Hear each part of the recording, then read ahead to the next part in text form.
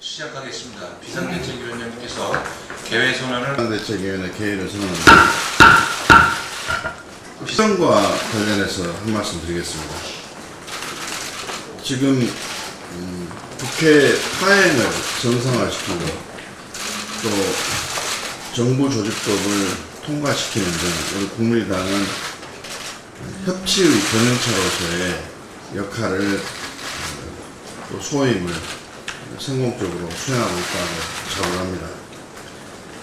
국민들이 추경안 통과에 대해서 많은 관심을 갖고 계십니다.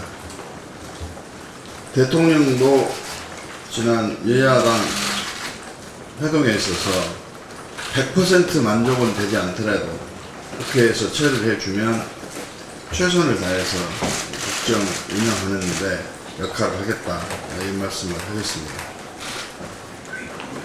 추경 예산안 중 공무원 12,000명을 늘리는 80억 부분에 대해서는 여야가 합의를 해서 삭감을 하기로 결정이 된 것으로 알고 있습니다.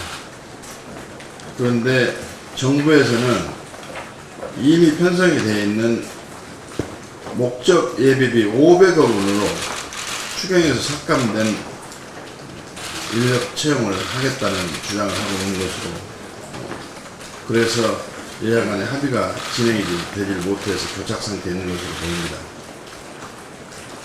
그래서 저희 당에서는 우선 500억의 목적 예비비를 추경에서 삭감된 그 액수를 사용하려고 한다면 공직사회의 계획을 위한 현 정부의 청사진, 그리고 적어도 5년간의 공무원 수급 계획, 그리고 현재 유휴 공무원이 너무 많기 때문에 공무원의 재배치를 통한 일하는 공직국도 조성 등에 관한 계획을 제출해라. 그 평가를 보고 500억의 목적 예비비 사용에 동의 여부를 결정하겠다 하는 상황이 있습니다. 당연히 정부에 요구한 우리 당의 입장은 국민들로부터도 평가를 받는다고 생각합니다. 이것마저도 거부를 하면서 추경 통과를 요청하고, 야당은 추경을 통과를 시키지 여당은 야당에게 추경 통과를 협조하지 않는다면서 국정 발목을 잡는다고 비난하고 있는데, 이건 적반하장이라고 생각합니다. 저희 국민의당은 이런 정부의 계획을 하루빨리 아니라 한두 시간 내라도 급하게 이 계획 보고를 받고 오늘 중으로 처리할 수 있도록 최선 노력을 다 해야 된다 하는 입장을 갖고 있고, 자세한 것은 원내대표가 보고를 드리도록 하겠습니다. 문재인 정부 100대 과제의 성패는 결국 협치에 달려있다고 생각합니다. 문재인 정부의 출범 3개월을 보면은 아직도 선거와 국정 운영을 혼동하고 있는 것이 아닌가 하는 우려를 금할 수가 없습니다. 촛불로 인해서 선거 이겼다고 해가지고 촛불로만 국정 운영을 하려는 자세는 잘못됐다고 생각합니다. 지금 문재인 정부는 촛불 시위를 등에 업은 광장 정치로 국정 운영을 하려고 하는 것이 아니냐 하는 의구심을 떨칠 수가 없습니다. 최근 발표한 국정 100대 과제는 광장 정치의 가장 대표적인 사례라고 생각합니다. 178조의 예산이 수반이 되고 600여 개의 입법이 필요한 이 국정 100대 과제의 선정에 야당과는 아무런 상의도 협의도 없이 일방적으로 선정해서 발표를 했습니다. 178조 원 예산을 어떻게 마련할 것입니까? 광화문 광장에서 광장 시민에게 호소를 하면 178조 예산이 하늘에서 떨어집니까? 국정 100대 과제의 성패는 결국 야당과의 협치에 달려있습니다. 지금이라도 이미 합의한 여야들 협의체를 가동해서 100대 과제 중 각 당 대선 공약과 공통되는 분야를 우선 추출하고 여야 공동으로 추진할 것을 선언을 해야 됩니다. 이렇게 해야만 더 넓은 국민적 동의 하에서 국정과제가 원만히 추진될 수 있을 것이라고 생각합니다. 사마천의 사기를 인용하겠습니다. 말 타고 천하를 얻었다고 해서 말 타고 천하를 다스릴 수는 없습니다. 국정 100대 과제든 기타의 국정 현안에 대해서 성공적인 추진을 하려면 야당의 협치가 우선입니다.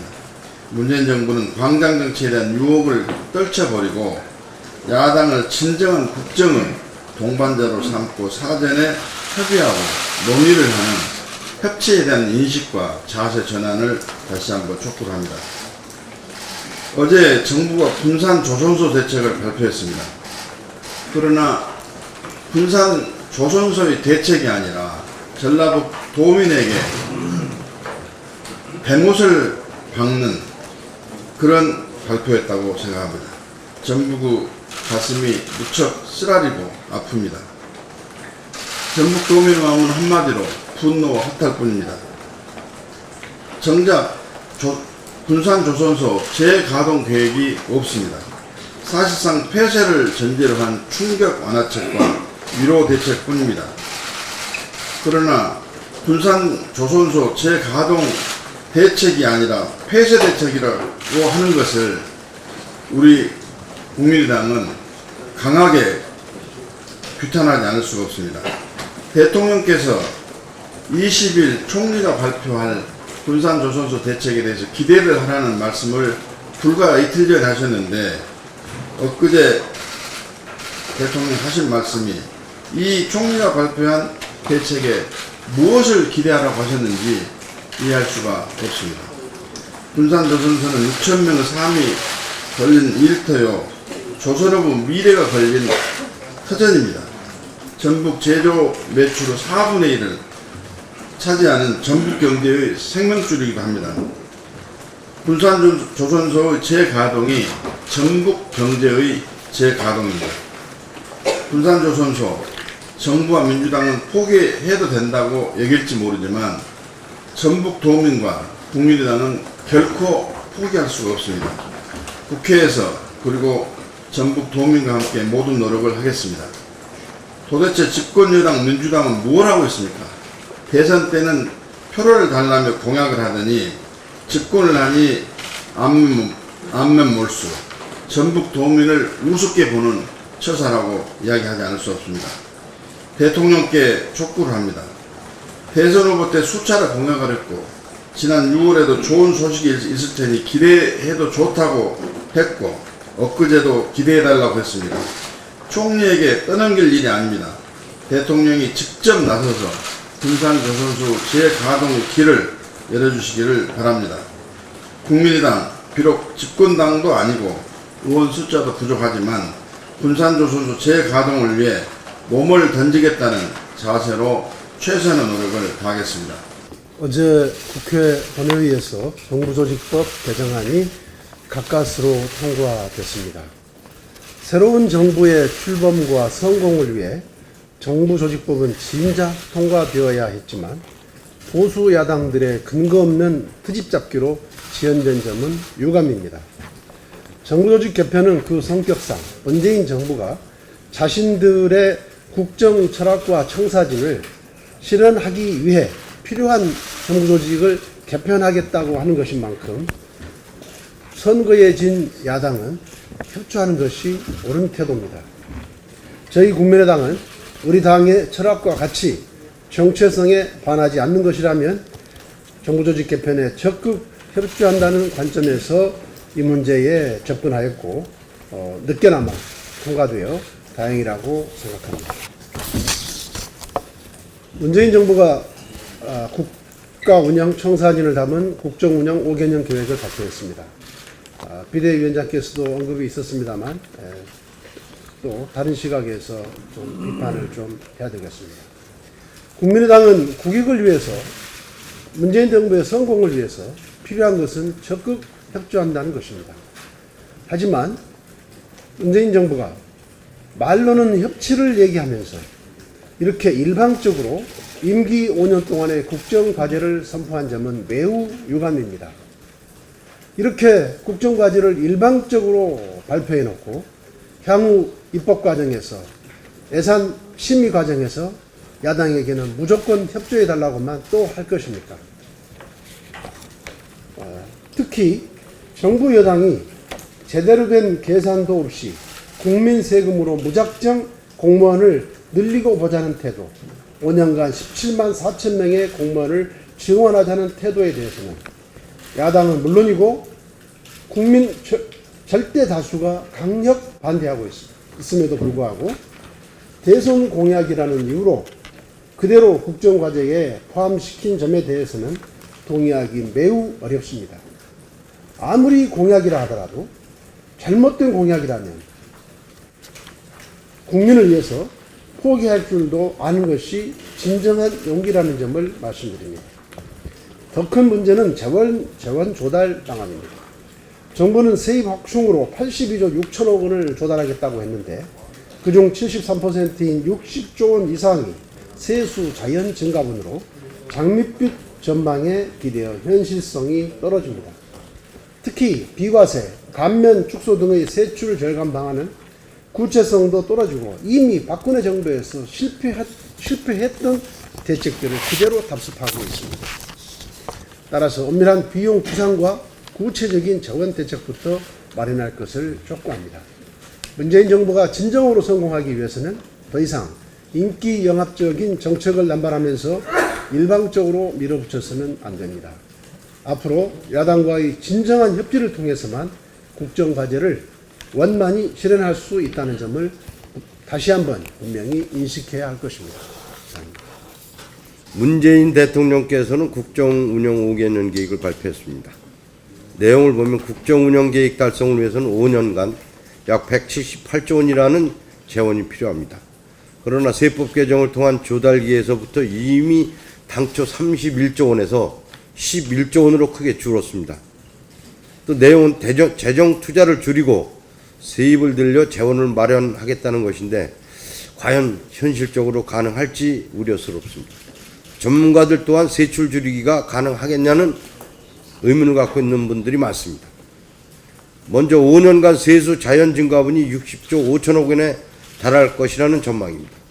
경기 회복, 물가 상승 등 변수가 많은데 이렇게 장밋빛으로 60조 5천억 원을 증가시키겠다는 얘기입니다. 자연 증가분이.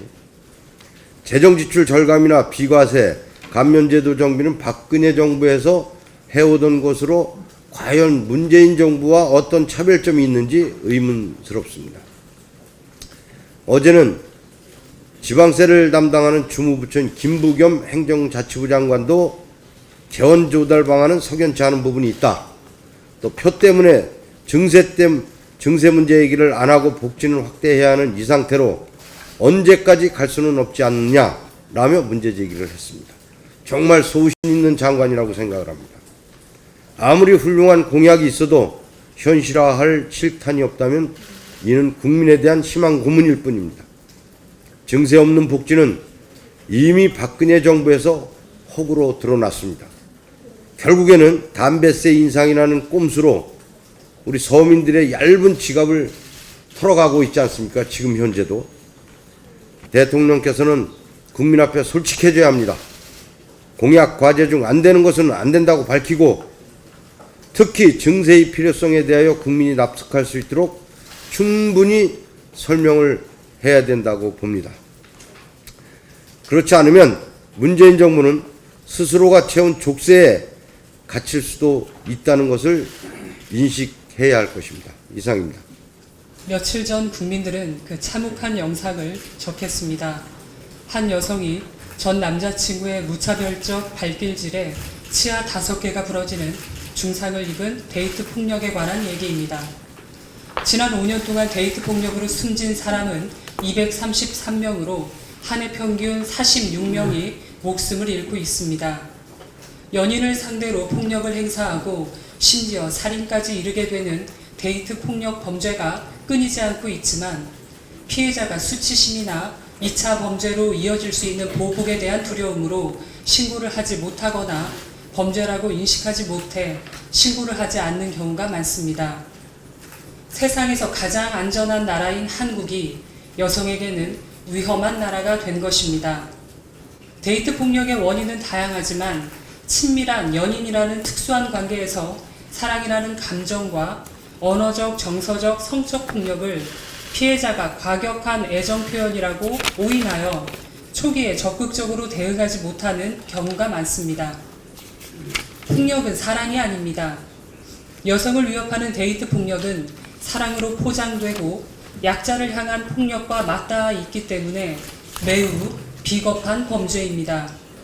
데이트 폭력의 위험 수위가 날로 높아지고 있지만 데이트 폭력에 대한 젠더 감수성이 턱없이 부족한 상황에서 무엇보다 성평등 문화와 관행, 인식의 변화가 선행되어야 합니다.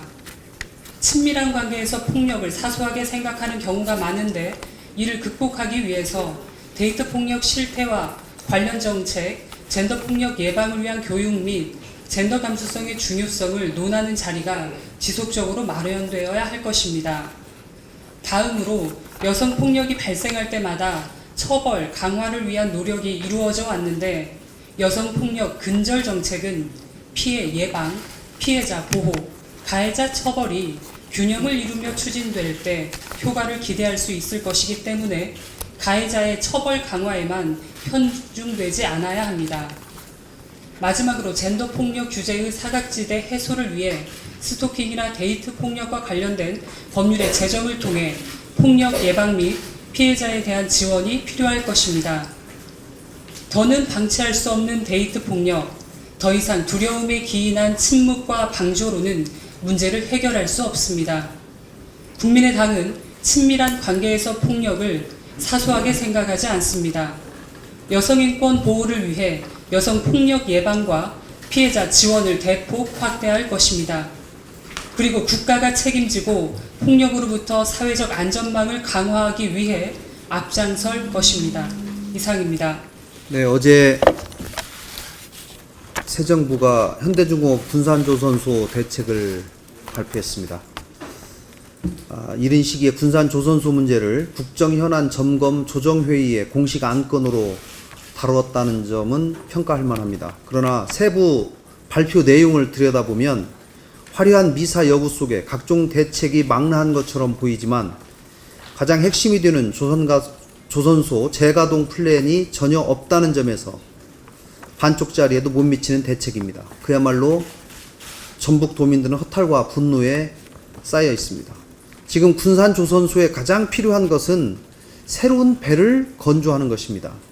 이미 도크가 잠정 폐쇄된 상황에서 지금 신조 발주가 당장 이루어진다 하더라도 10개월 이상의 준비 기간이 필요한 상황입니다. 그럼에도 정부의 어제 대책에는 선박 신조 수요를 적극적으로 발굴하겠다는 말 이외에 어떠한 뚜렷한 대책도 없습니다. 폐쇄를 전제로 한 재정 지원과 지역 개발 사업에 대한 지원 문제는 군산 조선소 문제와 관련 없이 정부와 지자체가 응당 지역 발전을 위해서 추진해야 하는 사업입니다. 정부에 공식적으로 제안합니다. 군산 조선소 문제 해결을 위해서 정부, 현대중공업, 지자체, 협력업체 등 이해관계자들이 함께하는 공식적인 협의 테이블을 만들어 주십시오. 이 협의체 속에서 군산조선소 재가동을 위한 구체적인 로드맵을 만들 수 있기를 희망합니다. 특히 이 문제에 관해서 현대중공업의 결단과 정부의 적극적인 자세 전환을 다시 한번 촉구합니다. 국민의당도 군산조선소 재가동을 위해서 모든 역량을 집중하겠습니다. 이상입니다. 행정학 원론의 맨 앞에 나오는 파키슨의 법칙이 있습니다. 공무원의 숫자는 업무량과 관계없이 계속 증가한다는 것입니다. 시대가 바뀌고 행정 수요가 변하면서 공무원을 줄여야 하는 분야가 있습니다. 게다가 요즘 최고조로 발달한 컴퓨터와 정보통신 기술로 업무 처리는 더욱 간소화되었습니다. 물론 공무원 증원이 필요한 분야도 있을 것입니다. 그러나 정부 수립 후 공무원 숫자는 업무량과 관계없이 계속 증가하여 왔습니다. 지금 문재인 정부의 시급한 과제는 부처별 인력 사항과 공무원 업무를 정밀하게 파악하여 소요 예산을 철저히 따지는 일입니다. 이를 통해 구조조정을 통한 시대에 맞는 혁신으로 업무의 성과와 효율성을 도모하는 것이라고 생각합니다. 그럼에도 불구하고 일자리를 늘리기 위해서 공무원을 증원하는 등 엉뚱한 방향으로 가는 것은 언어도단이라고 생각합니다. 문재인 정부는 이러한 심각한 문제점에 대한 올바른 인식을 촉구합니다. 두 번째는 북에서는 핵 개발로 인해서 세계적인 지탄과 경제 제재를 하고 있습니다. 그 상대국인 우리나라는 최고의 원자력 기술을 보유하여 있습니다.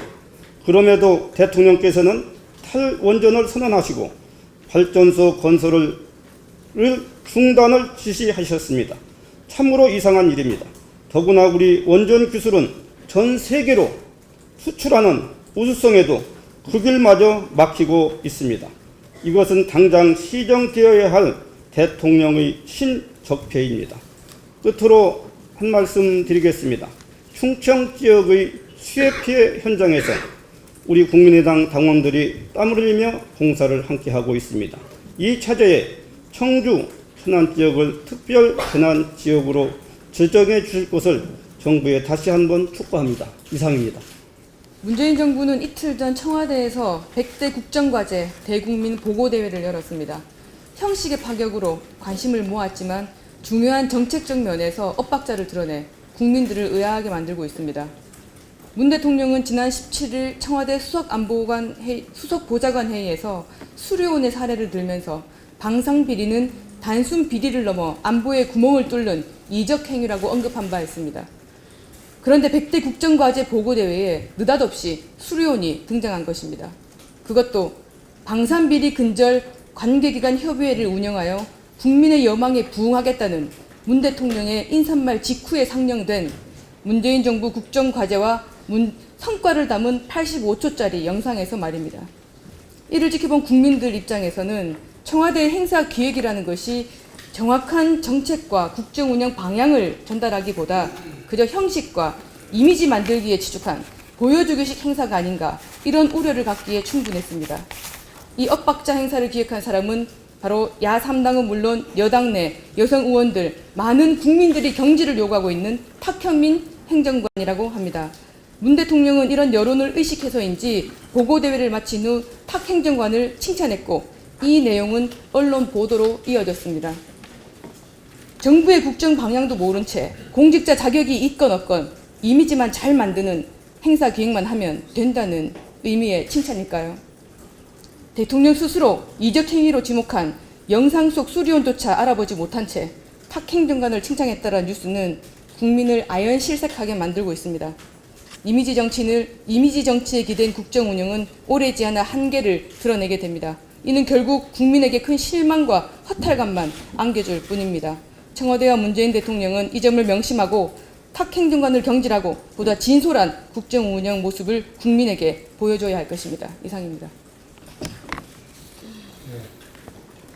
이상으로 공개 발언을 모두 마치고 회의를 비공개로 전환해서 인권 심의를 하도록 하겠습니다.